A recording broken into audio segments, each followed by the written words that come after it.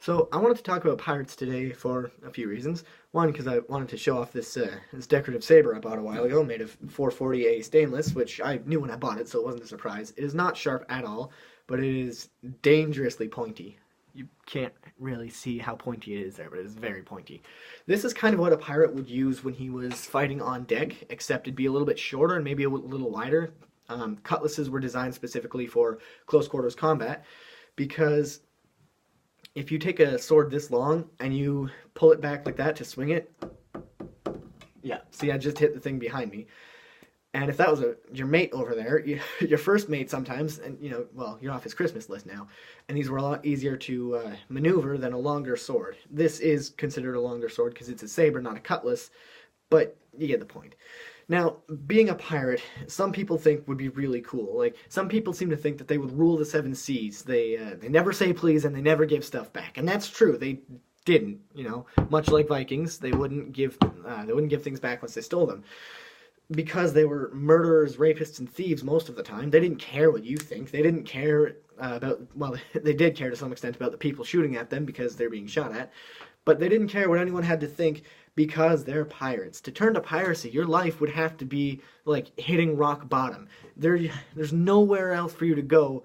It's like why people commit crimes today. That's not to say people who commit crimes don't enjoy it. Some people, I'm sure, commit crimes specifically because they want the thrill and the rush and the adrenaline from it, or just change things up from their boring lifestyle. But for most pirates, it was, well, I've hit rock bottom. There's no money, no food. I'm starving, and no one's gonna help me except me. So I gotta go find someone who will be willing to hire me as a deckhand and essentially cannon fodder. Now you get paid for helping your pirate captain raid ships or do whatever, because that's how pirates made their money, was raiding and pillaging.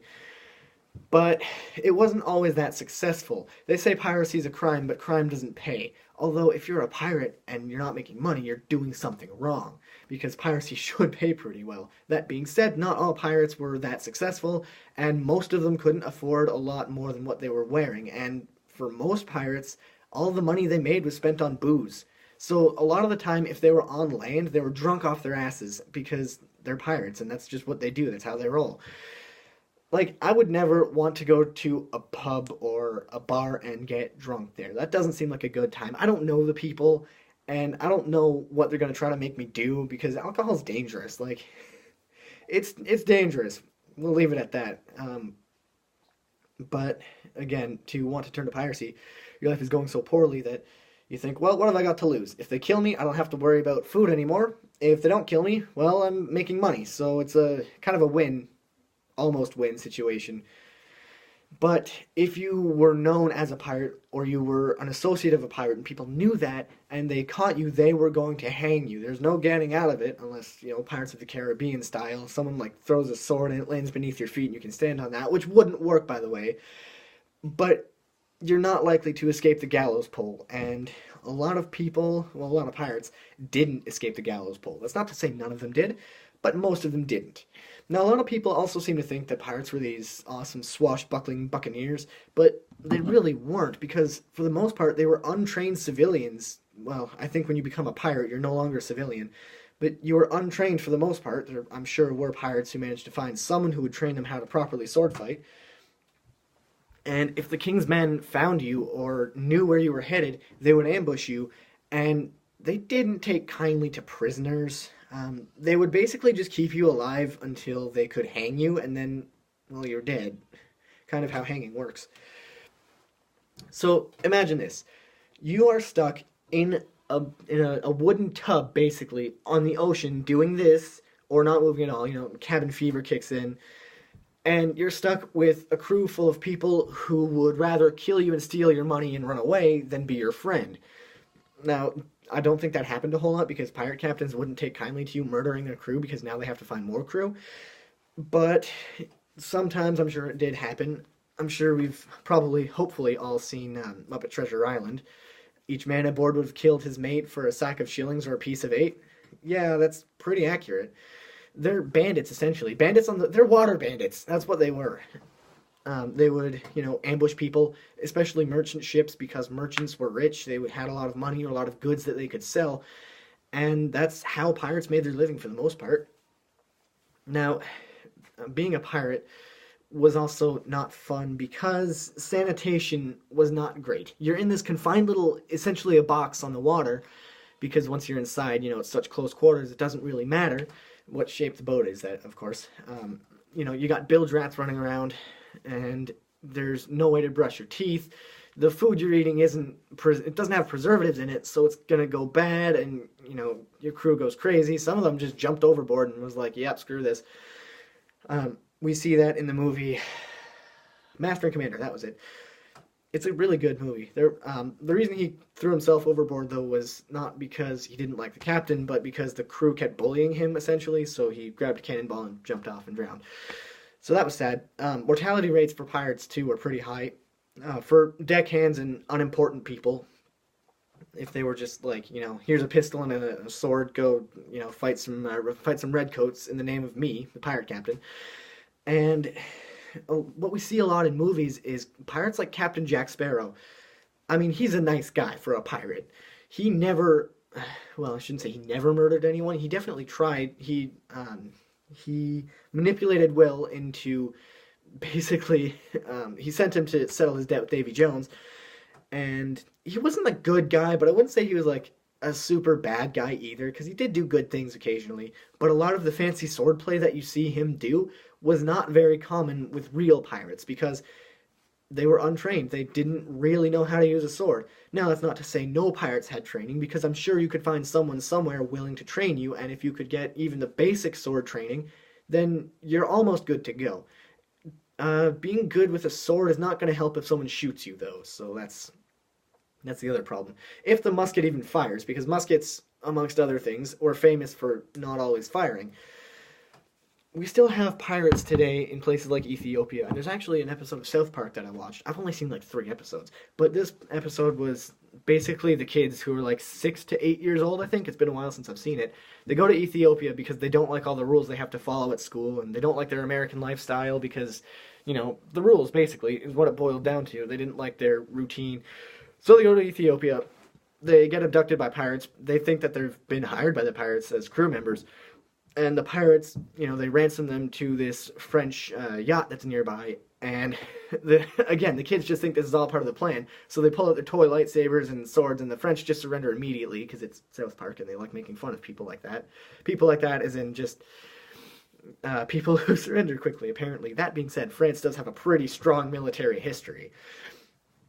So essentially what happens is they become like the head pirates because they got this yacht while the other pirates had this tiny little dinghy.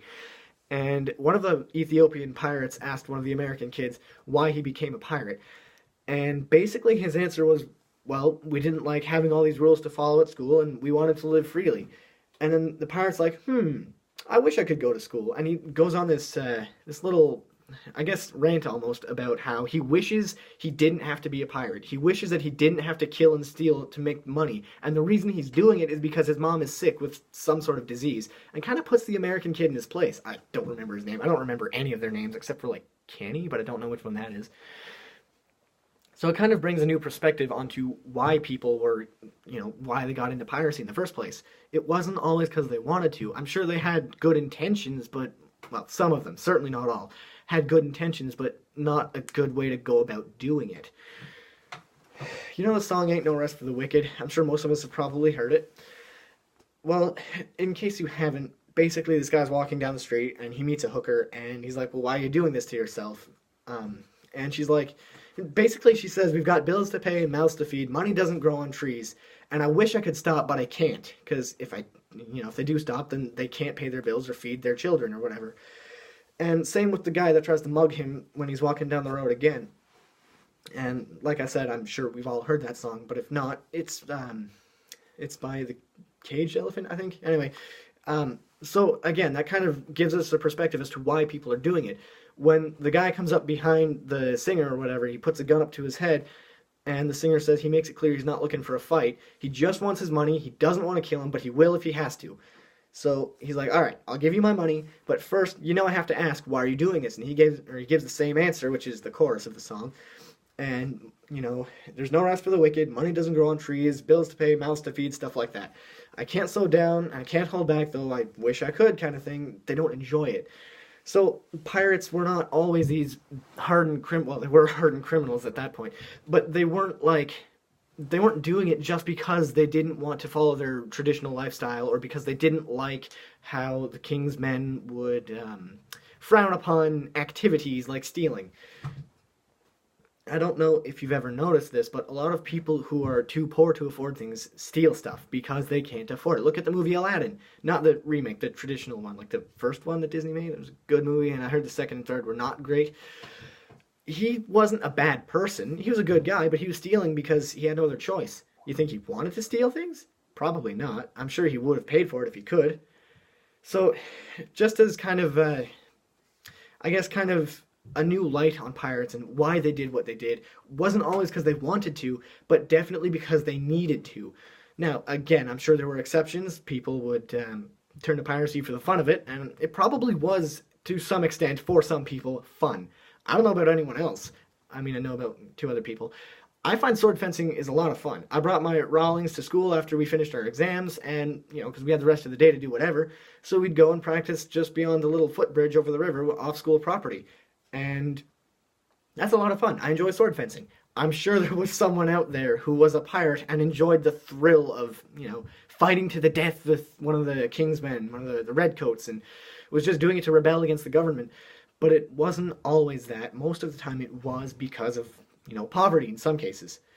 So I do hope that you at least found it, somewhat fun to sit and listen to, because there's not a lot to watch, unless you like watching my sword kind of blind you. There we go. Yeah, that's the problem with stainless steel. It's shiny and it's really distracting. So I hope you maybe learned something, or kind of puts it into perspective about, pirates, what they did and why they were doing it, and how they didn't always necessarily enjoy doing it. But as they say, life goes on. You do what you got to do, because we're here for a good time, not a long time. And for some people, they're not here for either, because, living on the streets, I can't imagine is fun. So they're not having a good time either way. But you do what you gotta do. I wouldn't support piracy in any way, of course. Just thought I should clarify that. And, if you have no other choice, and you're living in a time where piracy is raging in most places, well, it's one of those things that you kind of gotta do. My last point before I shut this down is, I don't know how many of you have heard the song Time Flies When You're Having Rum by Pirates for Sale, S-A-I-L, play on words, of course, or a pun. And basically, this guy's like, there's no future for me with my living at home with my parents, so he goes and he joins a merchant ship. The merchant ship gets captured by pirates, and the captain gives everyone a choice, either join us or die. And the singer's like, well, I'll join you, but truth be told, I was in it for the fun, and the glory and the gold and whatnot. So that is an exception, but he's not a real pirate. He didn't live, several hundred years ago and pillage and stuff just for the hell of it, because he was bored one Saturday afternoon and wanted to change things up. Anyway, that's all I have to say for now. I hope you like my saber. There we go. That's the good stuff. Right there. Perfect. I think that's about as shiny as I can get it. Yep. Anyway, so I thank you all for watching, and I won't see you in the next one, because I can't see through this camera. You can see me, but I can't see you guys.